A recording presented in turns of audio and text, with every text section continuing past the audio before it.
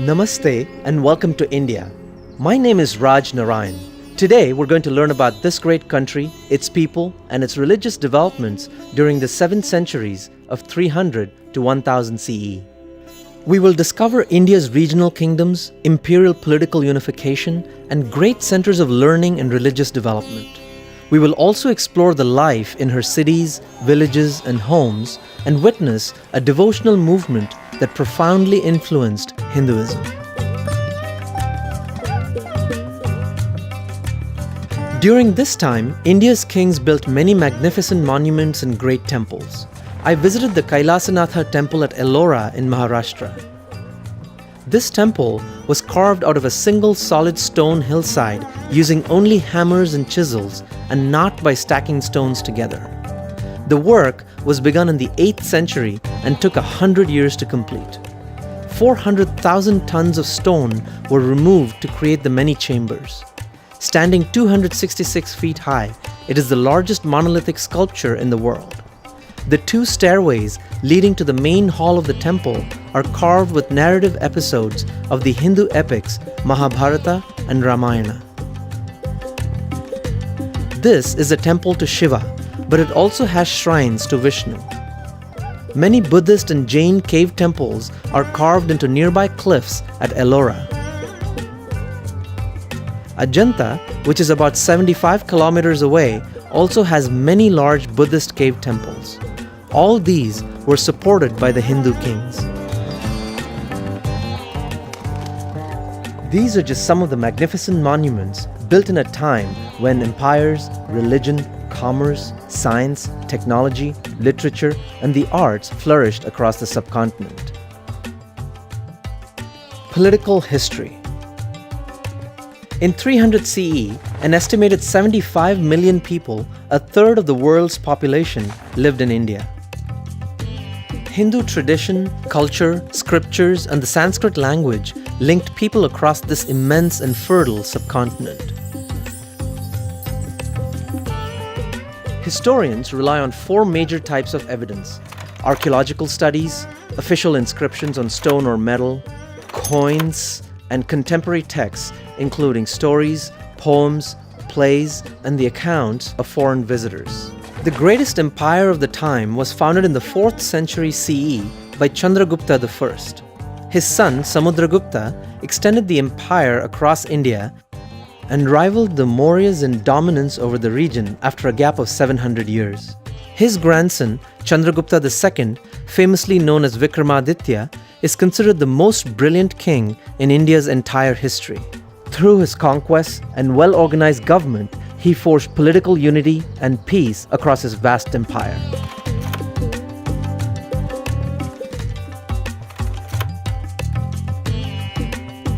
Historian A.L. Basham called it the happiest and most civilized region of the world at the time. What we regard as Indian culture today developed largely during the time of the Guptas. Ruling from their capital city of Pataliputra, the Gupta kings granted local and regional autonomy to the states under their control. Those far from the capital, such as in southern India, paid tribute but were nearly independent. The empire was responsible for security, major roads, irrigation projects, common welfare, and gave exceptional support to learning and the arts. Gupta culture and economy influenced much of Eurasia, notably China and Southeast Asia. The Gupta Empire declined in the late 5th century because of internal conflict and invasions by Central Asian Hunas, or Huns, who had conquered Indian territory east of the Indus to central India early in the 6th century CE.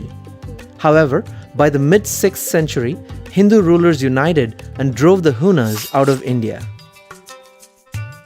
India received many foreign visitors during this time.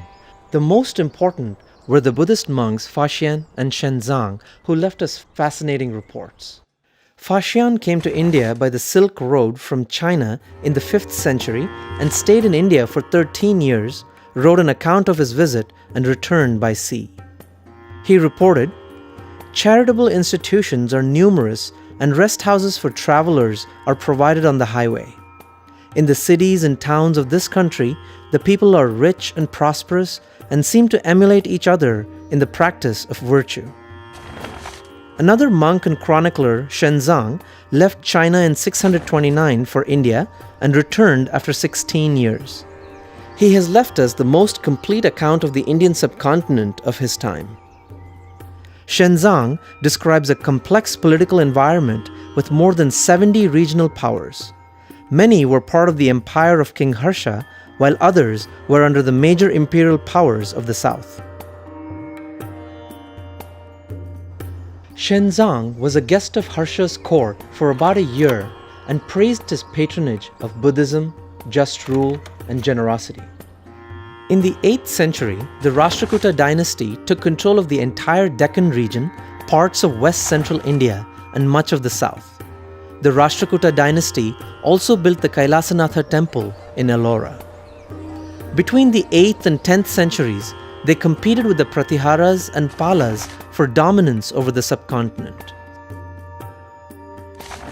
The Pratiharas at their peak ruled much of the north. They were the first to effectively stop the Arab-Muslim invasions into western India in the 8th century. They exacted tribute from the Arab rulers of Sindh and Multan and blocked any further advancement for over 200 years. The Palas, a Buddhist dynasty centered in eastern India, reached their zenith in the early 9th century until the Pratiharas largely displaced them from the Ganga plains. There were several large Hindu kingdoms in the Deccan and southern India in this period. They included the Chalukyas, Pallavas, Pandyas, and Cholas. Rajendra Chola I unified the entire south. The Cholas boasted a large army and navy, and their maritime expeditions are unique in Indian history. To protect vital trade routes, they subdued kingdoms as far away as Malaysia and Indonesia. The Cholas also dominated southern India's trade between the Middle East, Europe, Southeast Asia, Africa, and China. Indian traders facilitated the spread of Hinduism and Buddhism throughout the kingdoms of Southeast Asia.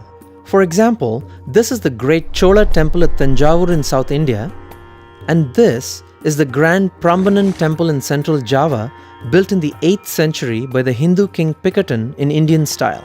And this is Angkor Wat in Cambodia, largest religious building in the world. India's rulers also welcomed Christians, Jews, Muslims, and Parsis into their kingdoms and encouraged them to settle and practice their faiths. This policy maintained religious harmony in society and, not surprisingly, aided international trade. For over 1,000 years, India was the richest region on earth. It produced 30% of the world's total food, goods, and services, while China produced 25% and Europe, even by 1000 CE, produced just 11%. City and village life. Cities and towns grew up as centers of commerce along important trade routes at sea and inland river ports and around major temples and pilgrimage centers. Cities were largely self-governing. A ruling council consisted of a chief records clerk and representatives from large businesses, smaller merchants, and guilds of artisans. An ancient Tamil epic poem called The Ankle Bracelet describes life in a city of that time. Shops selling similar products were located near each other, as they still are in many cities of India today. The poet wrote, "In the streets, hawkers were selling ointments, bath powders, flowers, perfume, and incense. Weavers brought their fine silks and all kinds of fabrics made of wool or cotton. There were special streets for merchants of sandalwood, jewelry, faultless pearls, pure gold, and precious gems."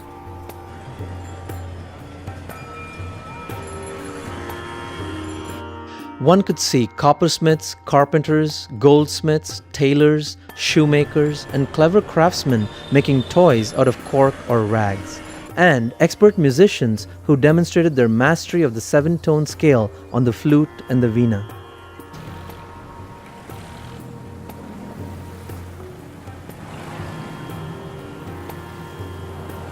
Only 10% of the population lived in cities like this. The rest lived in villages surrounded by agricultural land, as 2/3 still do in India today. Each village had a pond or reservoir, wells, grazing grounds, and at least one temple. India's year-round warm climate and monsoon rains allowed farmers to grow 2 crops a year or more. The villages were self-sufficient. People bartered and sold their goods in local markets and in nearby towns. Because the village jatis or castes were hereditary, the families became expert in their work, be they farmers, craftsmen, or merchants. Each family interacted with the other jatis. There would be a family barber, washerman, carpenter, blacksmith, and others providing their services to a family generation after generation. Each village was self-governed by an assembly of 5 elder men called the panchayat. The central unit of society was the joint family as it is today among many Hindus. Father, mother, sons and their wives, unmarried daughters and grandchildren all lived under one roof. Land and finances were held in common and everyone worked for the advancement of the family. Marriages were ideally arranged by the parents and the boy and girl had little say in the matter. But howsoever the union occurred, such as elopement, the marriage itself was recognized. In an arranged marriage, the boy and girl usually came from different villages. Visits to relatives created a strong communications network through which news, ideas, trade, and technological innovations flowed freely. A classical age of culture and religion. During this time, India gave rise to a vast wealth of literature, including plays, poems, songs, and epics in many languages. The world's first universities were flourishing in India during this time, including Takshashila, Nalanda, Vikramashila, and Vallabhi. Students studied the Vedas and 18 arts and sciences, which included medicine, surgery, astronomy, mathematics, agriculture, accounting, law, and military strategy. Shenzang stayed at Nalanda University for 5 years around 640 CE. He described it as a free residential center of advanced studies, notably Buddhist, with 1,000 teachers and 10,000 students. Nalanda was supported by royal endowments from both Hindu and Buddhist kings, as well as regular income from nearly 100 villages. Many Hindu saints of this time preached the importance of devotion to God in what is called the Bhakti movement.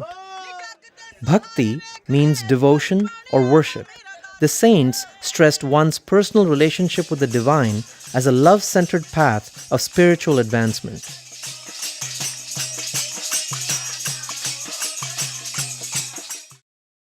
All over India, great Hindu temples were built or expanded between 300 and 1000 CE.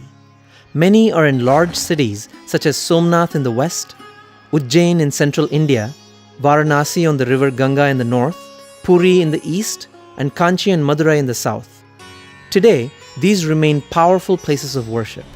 Life in cities and villages centered around the temples, which were places of worship, scholarship, education, and the performing arts. During festivals, thousands of people pilgrimage to the most famous temples, as they do to this day.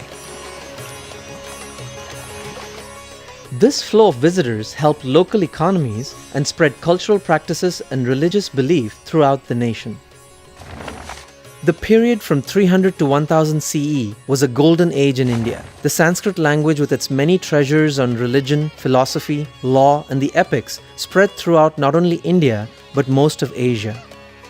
Hinduism thrived throughout this period, with the Bhakti movement in particular popularizing devotional worship across the subcontinent through sacred stories and songs, especially those of the Tamil Arvars and Nayamnars. India's prosperity, stability, and religious harmony gave rise to philosophical, technological, scientific, literary, and artistic achievements that set high standards for succeeding generations. Unfortunately, there were those on her northwestern frontier who coveted India's wealth and lands and were driven by a desire to expand their faith and obtain glory. In part 3, we will tell the sad tale of how India suffered first from periodic raids of royal cities and rich temples for plunder, followed by the sustained conquest of large regions in pursuit of political power and religious dominance. Namaste.